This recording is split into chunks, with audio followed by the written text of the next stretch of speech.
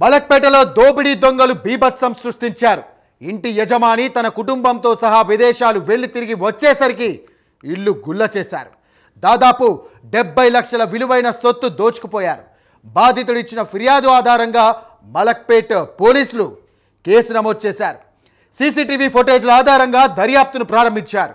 వెంకటరమణ ఇంట్లో దొంగతనం జరిగిందనే విషయం తెలియడంతో మొత్తం కాలనీ వాసులంతా ఆందోళన చెందుతున్నారు.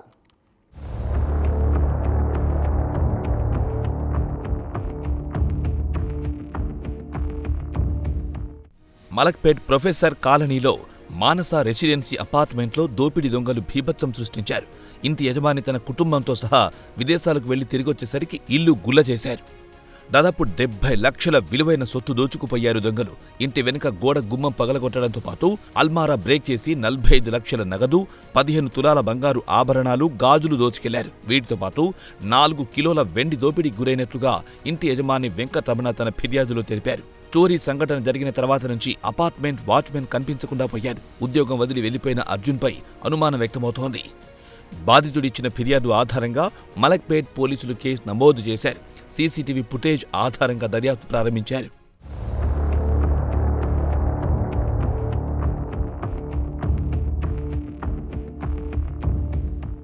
బాధితుడు వెంకటరమణ గత 20 సంవత్సరాలుగా మలక్పేట్ ప్రొఫెసర్ కాలనీలో మానస రెసిడెన్సీ అపార్ట్మెంట్లో నివాసం ఉంటున్నారు. వీరి ఇంట్లో దొంగతనం జరిగిందనే విషయం తెలియడంతో మొత్తం కాలనీ వాసులంతా ఆందోళన చెందుతున్నారు. ఎప్పుడూ ఇటువంటి ఘటనలు ఈ ప్రాంతంలో జరగలేదని, ఎంతో ప్రశాంతంగా ఉంటున్నామని కాలనీ వాసులు చెబుతున్నారు. ప్రొఫెసర్ కాలనీలో మలక్పేటలో గత 20 సంవత్సరాలుగా ఉంటున్నాము. ఎన్నడూ లేనిది ఈ రోజు మాకు జరగడం ఇది చాలా బాధాకరం. దీంతో కాలనీ వాసులందరూ భయభ్రాంతులకు గురవుతున్నారు. దీంతో అందరూ ఎవరంతా వాళ్ళు అలర్ట్ అయ్యి మనం పెట్టుకునే మన పరిసరాల ప్రాంతాలు ఎవరెవరు సంచరిస్తారో అబ్జర్వ్ చేస్తూ మన సేఫ్టీలో మనం ఉండాలని చెప్పేసి వాళ్ళందరికీ ఒక శుభ్రంగా తెలియజేస్తున్నాము. ఏదైతే ఏదైతే థెఫ్ట్ అయిందో దానికి సంబంధించిన కొందరు రికవరీ చేస్తే వాళ్ళకి మనకు బాగుంటుందని చెప్పేసి కోరుకుంటూ సార్ వాళ్ళు గత 20 సంవత్సరాల నుంచి ఇక్కడే ఉంటున్నారు. వాళ్ళ పాత కాలనీ వాసులే. ఎప్పుడు లేనిది వాళ్ళకు అదే అన్నట్టు అదే ఇన్ని రోజుల నుంచి ఉంటున్నాము కాలనీలో. ఇంత ధైర్యంగా ఇన్ని సంవత్సరాలుగా ఉంటున్నా సేఫ్టీ కాలనీ అని చెప్పేసి అందరికి మంచి ఇది ఉండేది.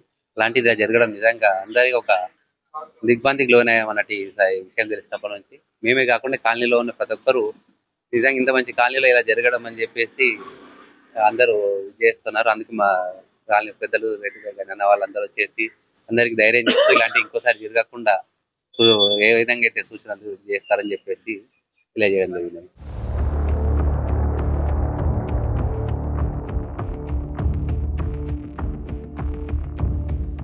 వెంకటరమణ సోదరుడు కూడా ఈ భారీ దోపిడీ విషయమై స్పందించారు.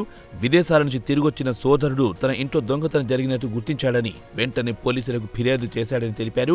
సమాచారం అందుకున్న పోలీసులు వెంటనే రంగంలో దిగి వివరాలు సేకరించారని బాధితుడి సోదరుడు వివరించారు. తమ్ముడేనండి, తను లాస్ట్ మంత్ టూర్ మీద వెళ్ళాడు. నిన్న సాయంత్రమే వచ్చాడు. అతను వచ్చి తలుపు చూస్తే తాళం తీసి చూస్తే లోపలంతా చోరీ జరిగినట్టు తెలిసిపోయింది. ఆ బ్యాక్ డోర్ అంతా బ్రేక్ చేసి లోపలికి వచ్చి మొత్తం చేసినాడు. వెంటనే తనేమో పోలీసులకి రిపోర్ట్ చేశారు. నిన్న వాళ్ళు వచ్చేసి అన్ని రాసుకున్నారు, మొత్తం పర్టికులర్స్ అంతా. రమ్మరమ్మి అన్ని కలిపి 60-70 వరకు ఉంటాయండి. క్యాష్ కానీ ఆర్నమెంట్స్ కానీ.